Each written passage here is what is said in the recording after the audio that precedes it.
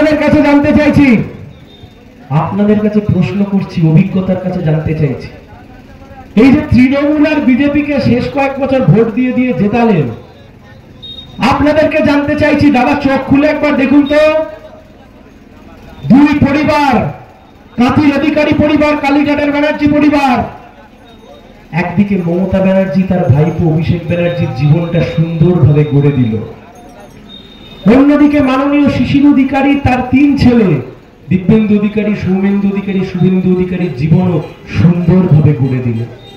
আপনাদের কাছে জানতে চাইছি দাদা, আপনার অভিজ্ঞতার কাছে প্রশ্ন রাখছি, মমতা ব্যানার্জি তার ভাইপোর জীবন গুছিয়ে দিলেন, মাননীয় শিশির অধিকারী তার ছেলেদের জীবন গুছিয়ে দিলেন, কিন্তু আপনার বাড়ির ছেলে আর মেয়ের জীবন ও তো না তৃণমূল গুছিয়ে দিল না বিজেপি গুছিয়ে দিল।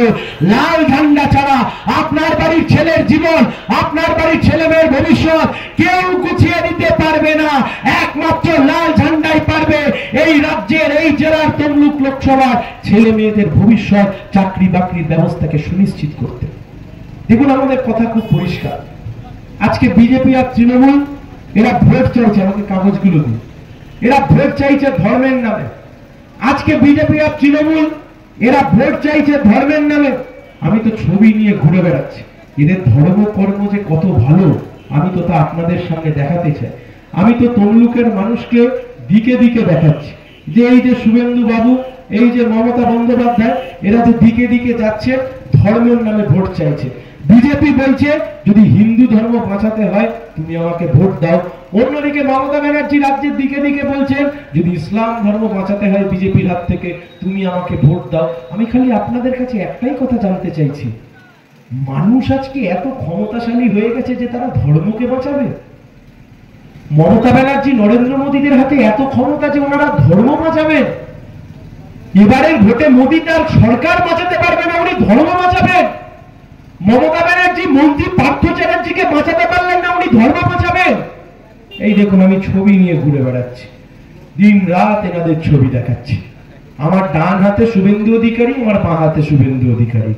আমার ডান হাতে শুভেন্দু অধিকারী মাথায় ফেজ টুপি পরে 5 বছর আগে ইফতার করতে বসতো, আমার বাঁ হাতে শুভেন্দু অধিকারী এখন গায়ে নামাবলী চাপিয়ে রামনবমী করতে যায়। তার মানে কি? যেমন খুশি তেমন সাজো, কখনো হিন্দু সাজো কখনো মুসলিম সাজো, ভোটের জন্য কখনো হিন্দু সাজো কখনো মুসলিম সাজো, ভোটের জন্য কখনো মাথায় ফেজ টুপি পরো, কখনো গায়ে নামাবলী চাপাও, কিন্তু একবারও মানুষ সাজার চেষ্টা করো না, একবারও বেকার যুবকের কষ্ট বোঝবার চেষ্টা করো না, একবারও জিনিসের দাম কমানোর চেষ্টা তুমি করো না। তার কারণ তুমি আসলে যেমন খুশি তেমন সাজো প্রতিযোগিতার প্রতিযোগী। তুমি ভোটে জিতবার জন্য হিন্দু সাজ্য আর মুসলমান সাজ্য, কিন্তু একবারও মানুষ সাজবার তুমি চেষ্টা করছো না। আপনাদের কাছে আমরা জানতে চাইছি কি অবস্থা আজকে পশ্চিম বাংলার। আমাদের বয়সী ছেলেমেয়েরা যাদের বয়স 28 থেকে 35-এর মধ্যে কোথায় যাবে? আমাদের বয়সী ছেলেমেয়েরা বাংলার বুকে চাকরি কোথায়, শিল্প কোথায়, ব্যবসা বাণিজ্য কোথায়? যাবেন একদিন সকালবেলায় ওই হলদিয়ার ফেরিঘাটে গিয়ে দাঁড়িয়ে থাকবেন বৃহস্পতিবার সকালবেলা, দেখবেন নন্দীগ্রাম থেকে শয়ে শয়ে ছেলেরা আসছে, কাঁধে বড় বড় ব্যাগ। আমি একদিন জিজ্ঞাসা করলাম, আমি ওখানে প্রচারে ছিলাম, ভাই কোথায় যাচ্ছ? তা প্রথম জন উত্তর দিল না, দ্বিতীয় জন কাঁধে বড় ব্যাগ ওপার থেকে জেঠিতে করে আসলাম, ভাই কোথায় যাচ্ছ? বলল দাদা আমি দিল্লিতে যাচ্ছি, হলদিয়া স্টেশন থেকে আনন্দ বিহার এক্সপ্রেস ছাড়বে। দিল্লিতে কেন যাচ্ছ? বললো তার কারণ হলদিয়াতে চাকরি নেই, নন্দীগ্রামে খেয়ে পড়ে বাঁচবার অবস্থা নেই, তাই জন্য আজকে বাইরের রাজ্যে যেতে হচ্ছে। শুভেন্দু অধিকারীর আজকে বহাল তবিয়াতে রয়েছে, অভিষেক ব্যানার্জির আজকে বহাল তবিয়াতে রয়েছে। আপনাদের ভোট পেয়ে এই অধিকারী আর ব্যানার্জিরা আজকে ফুলে পেটে ঢেল হয়েছে, আর আপনার বাড়ির ছেলে মেয়েদেরকে পরিযায়ী শ্রমিক হয়ে বাইরের রাজ্যে কাজ করতে যেতে হচ্ছে। এ যন্ত্রণা, এ কষ্ট বুঝবার ক্ষমতা শুভেন্দু বাবুরও নেই, অভিষেক ব্যানার্জিরও নেই।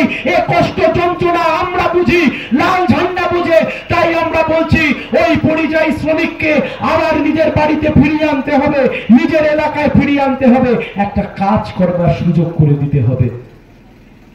আপনি আমার সংখ্যালঘু ভাই বোনেদের কাছে যদি আমার আওয়াজ গিয়ে পৌঁছয়, আপনাকে বলছি প্রতিবার ভোট আসে আর মমতা ব্যানার্জি গল্প শোনায় বিজেপির হাত থেকে বাঁচবার জন্য আপনারা এসে তৃণমূলকে ভোট দিন। আরে দিদি তিনজন লোকের নাম বলছি আপনাদের সামনে, খাতায় লিখে নিন, ভালো করে লিখে নিন, লোক আসলে বলবেন।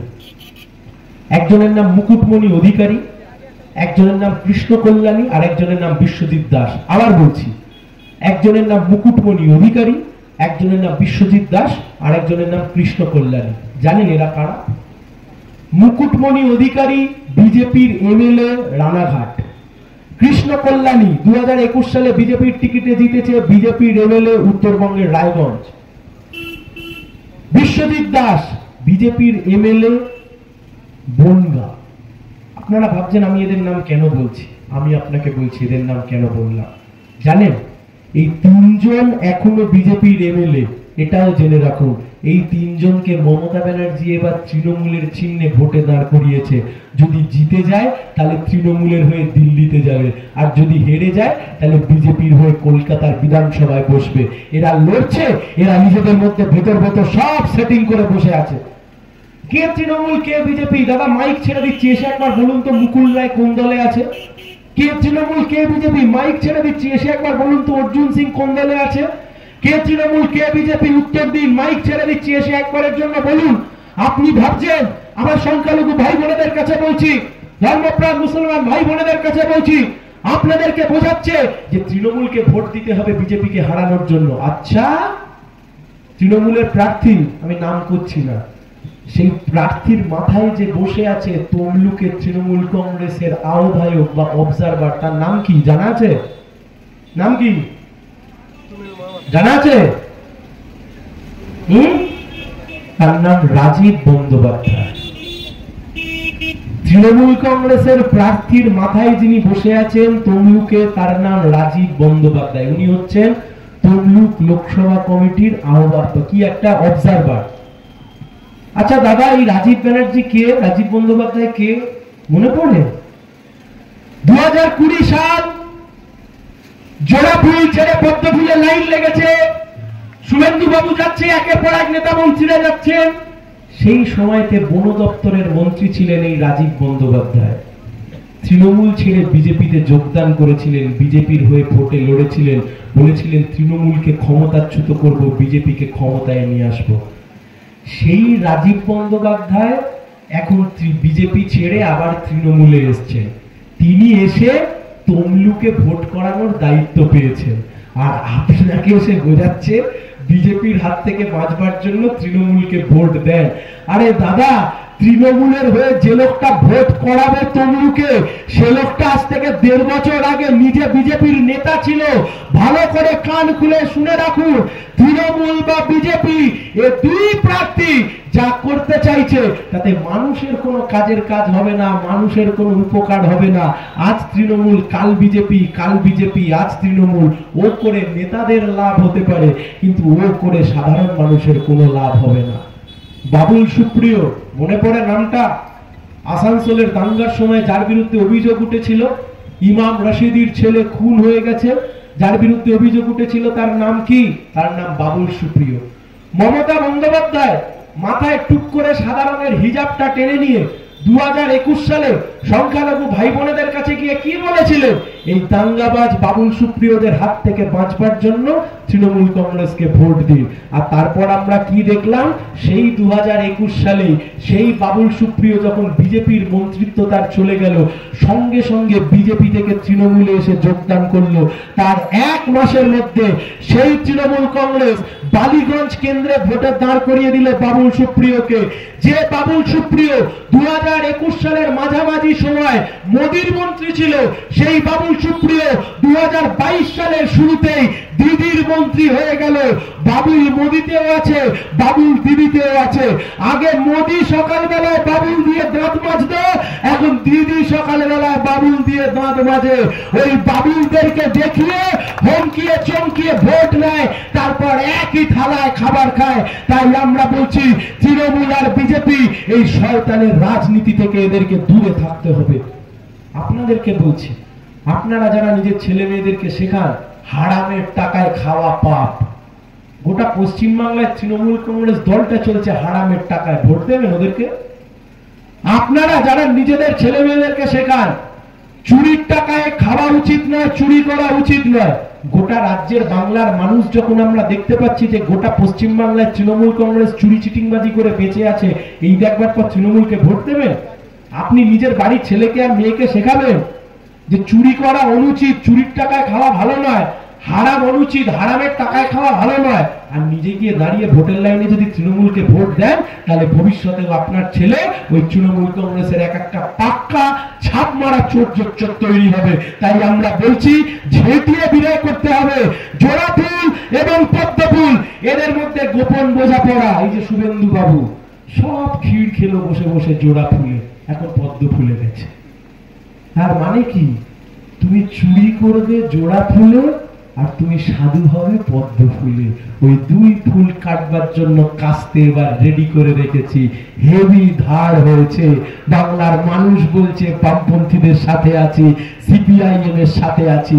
ও জোড়া ফুল আর পদ্ম ফুলকে উৎখাত করতে হবে, দেশকে বাঁচাতে হবে, দেশের ধর্মনিরপেক্ষতাকে বাঁচাতে হবে। যতদূর অব্দি আমার মাইকের আওয়াজ গিয়ে পৌঁছচ্ছে, একদিকে মোদী বলছে আমি রাম মন্দির তৈরি করেছি, অন্যদিকে দিদি বলছে আমি জগন্নাথ দেবের মন্দির তৈরি করেছি। আরে প্রধানমন্ত্রী মুখ্যমন্ত্রীদের কাজ মন্দির তৈরি করা? প্রধানমন্ত্রী মুখ্যমন্ত্রীদের কাজ মন্দির মসজিদের তো তৈরি করা না। প্রধানমন্ত্রী মুখ্যমন্ত্রীদের কাজ বেকার যুবকদের চাকরির ব্যবস্থা করা। প্রধানমন্ত্রী মুখ্যমন্ত্রীদের কাজ জিনিসপত্রের দাম কমানো। প্রধানমন্ত্রী মুখ্যমন্ত্রীদের কাজ চোরেদের বিরুদ্ধে ব্যবস্থা গ্রহণ করা। তার একটাও না করতে পেরে আজকে ধর্ম নিয়ে রাজনীতি করতে চাইছে বিজেপি আর তৃণমূল। বড় জোর করে আপনাদেরকে অনুরোধ করছি, ধর্মের ভিত্তিতে কোনো ভোট দিতে যাবেন না। ভোট দিতে যাবেন কে আপনাকে চাকরি দিতে পারবে, কে জিনিসের দাম কমাতে পারবে, কে সংবিধানকে বাঁচাতে পারবে, কে যুব সমাজের মুখে হাসি ফোটাতে পারবে, কে বা কারা চোরেদেরকে জেলের মধ্যে পড়তে পারবে, কে বা কারা দাঙ্গাবাজদের বিরুদ্ধে ব্যবস্থা নিতে পারবে, তাকে ভর করে ভোট দেয়। রুটি রুজি, কর্মসংস্থান, শিক্ষা, বস্ত্র, বাসস্থান, এই ইস্যুতে ভোট করতে হবে। ধর্ম ধর্মের জায়গায়, ধর্ম মন্দিরে, ধর্ম মসজিদে, কিন্তু রাজনীতির সাথে খবরদার ধর্মকে গুলিয়ে ফেললে চলবে না। তাই যে কথা বলে আমি আমার কথা গুটিয়ে আনবো। আমি সায়ন ব্যানার্জি মধ্যবিত্ত পরিবারে বড় হওয়া একটা ছেলে। আমি সায়ন ব্যানার্জি আমার বাবা মা ছোটবেলা থেকে কষ্ট করে বড় করেছে, আইন নিয়ে পড়িয়েছে, তারপর কলকাতা হাইকোর্টে নিজের যোগ্যতায় আইন নিয়ে ওকালতি করেছি। আমি সায়ন ব্যানার্জি আপনাদের মাঝে আজকে দাঁড়িয়ে আছি। আমি কোনো জমিদার বাড়ির ছেলে নই, আমি জমিদার নই। আপনাদের মাঝে 31 বছর বয়সের এক যুবক আজকে দাঁড়িয়ে কথা দিচ্ছে। ভরসা করে দেখুন, ঠকবেন না। কাঁধে হাত রাখুন, জেতান, কাস্তে হাতুড়িকে জেতান। তার কারণ আমার বেকার ছেলে মেয়েদের জন্য অনেক কাজ করার রয়েছে। রাজ্যের বুকে যে চুরি দুর্নীতি আজকে তৃণমূল কংগ্রেস করেছে, যার জন্য আজকে শিক্ষকরা চাকরি হারা হলো, কিছু সংখ্যক চোরেদেরকে বাঁচানোর জন্য আজকে সৎ পথে যে শিক্ষকরা চাকরি পেয়েছিল তাদের চাকরিও আজকে কার্যত চলে গেল। তাই আমরা বলছি বাংলাকে বাঁচাতে হবে, দেশকে বাঁচাতে হবে, দেশের মাটিকে বাঁচাতে হবে। আমরা গর্বিত, আমরা বাঙালি, আমরা গর্বিত, আমরা এদেশের জন্মেছি, আমরা গর্বিত, আমরা ভারতবাসী। এই মাটি আমাদেরকে সব দিয়েছে, এই সংবিধান আমাদেরকে অধিকার দিয়েছে, এই সংবিধান আমাকে আজকে মাথা তুলে দাঁড়ানোর অধিকার দিয়েছে, এই সংবিধান আজকে আমাকে কথা বলবার অধিকার দিয়েছে, এই সংবিধান আজকে আমাকে বেঁচে থাকবার অধিকার দিয়েছে। আজকে যখন এই বিজেপির আমলে এই সংবিধানের উপর আক্রমণ নেমে এসছে, আমার আপনার পবিত্র কর্তব্য এই সংবিধানকে বাঁচাতে হবে, রক্ষা করতে হবে। এই সংবিধানকে রক্ষা করতে হবে, দেশকে, দেশের স্বাধীনতাকে, এদেশের মাটিকে, এদেশের সম্পত্তিকে, এদেশের ব্যাংক, এদেশের বীমা, এদেশের রেল, এদেশের বন্দর যা বিক্রি করে দিচ্ছে বিজেপি সরকার, সবকিছুকে বাঁচাতে হবে। আর তা যদি বাঁচাতে হয়, কাস্তে হাতুড়ি তারা চিহ্নে ভোট দিন। আগামী 25শে মে কাস্তে হাতুড়ি তারা চিহ্নে বামফ্রন্ট মনোনীত জাতীয় কংগ্রেস সমর্থিত সিপিআইএম প্রার্থী সায়ন ব্যানার্জিকে ভোট দিয়ে বিপুল ভোটে জয়যুক্ত করুন। এই কথা বলে আমার কথা শেষ।